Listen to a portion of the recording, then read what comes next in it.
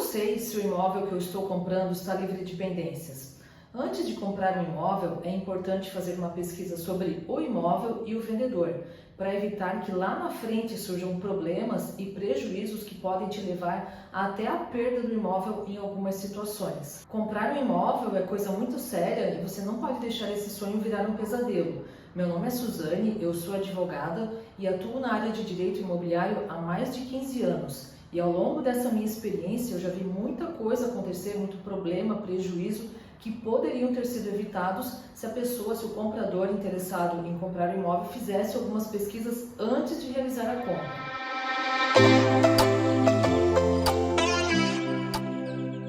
Então, vamos lá para o conteúdo. Antes de comprar um imóvel, você precisa consultar a matrícula do imóvel, as certidões negativas do imóvel e do vendedor e também do marido, esposa ou companheiro, se o vendedor for casado ou viver em união estável, consultar a existência de processos contra o vendedor e consultar a Serasa, SPC e a existência de protestos em nome do vendedor. Tá, Suzane, mas o que eu preciso analisar em cada documento? Na matrícula do imóvel, por exemplo, existem mais de 80 situações que precisam ser registradas ou averbadas. Então, situações diferentes das que informam sobre a localização, a metragem, o nome do proprietário, o nome dos antigos proprietários, precisam de mais atenção. As situações que você precisa tomar mais cuidado para não ter problema é quando existe penhora, indisponibilidade à venda, alienação ao banco, contrato de locação, se o imóvel é bem de família, se tem usufruto, se tem direito real de habitação, se tem contrato de compromisso de compra e venda, concessão de uso, existência de processo judicial, contrato de pagamento para fins ambientais, cláusula de inalienabilidade. Se existir algum desses registros ou averbações que eu falei agora, então fique atento, porque são situações que ou impedem a compra ou precisam ser regularizadas ou baixadas antes da compra. Mas presta atenção, essas situações elas exigem mais cuidado porque podem te causar um problema lá na frente. Mas todo registro ou averbação que consta na matrícula do imóvel precisa ser analisada, tá? Eu já vi muito problema acontecer porque as pessoas compram o imóvel e antes da compra não fazem essa análise, não consultam nem a matrícula. E lá na frente, quando surge um problema, vão procurar um advogado para resolver. Mas às vezes pode ser tarde demais. Então, se você não quer passar por essa dor de cabeça toda, já se inscreve no canal, ativa as notificações, porque aqui eu falo sobre como você pode evitar problemas antes de comprar o imóvel.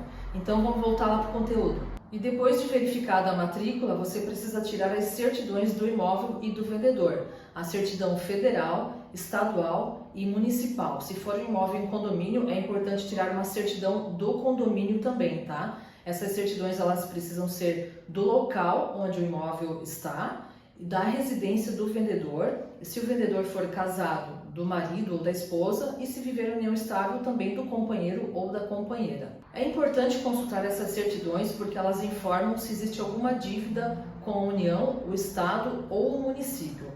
Dívidas com o município, como IPTU, por exemplo, elas acompanham o imóvel. Então, se houver uma transferência com dívida pendente de IPTU, o comprador será o responsável pelo pagamento dessas dívidas, tá?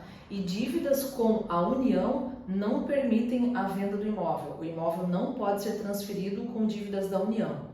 Outra situação que você precisa verificar é se existem processos judiciais contra o vendedor.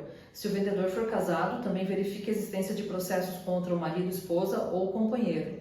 Processos como cobrança de dívida, execuções, elas podem interferir na negociação e se houver uma transferência desse imóvel, lá na frente, se esse processo ele for procedente, você pode inclusive perder o imóvel, tá? Se existir algum processo judicial contra o vendedor ou contra o companheiro ou companheira do vendedor, é importante que você solicite a orientação de um advogado para analisar esse processo, tá? Porque não são todos os processos que podem interferir na compra do imóvel. São mais processos relacionados ao imóvel e cobrança de dívidas. Outra situação que precisa ser verificada é se existe protesto e se o nome do vendedor está cadastrado nos órgãos de proteção ao crédito, como Serasa SPC.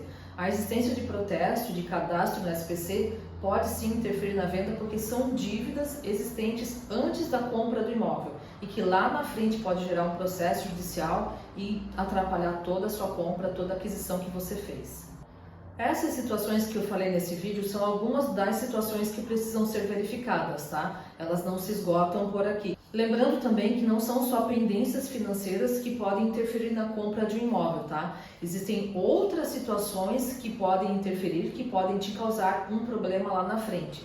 Então, se você observar qualquer situação que te deixe inseguro, que te deixe na dúvida sobre aquele imóvel ou sobre o vendedor, vá mais a fundo, investigue, peça orientação de algum advogado para você não ter uma dor de cabeça lá na frente. Sem contar que é bem mais barato você fazer uma análise de risco imobiliária antes de comprar um imóvel do que ter essa dor de cabeça lá na frente. Então já se inscreve no canal, ativa as notificações para ficar por dentro de tudo que você precisa saber antes de comprar o imóvel e evitar essa dor de cabeça. E se você gostou desse vídeo, dá um joinha e me conta aqui o que mais você gostaria de saber.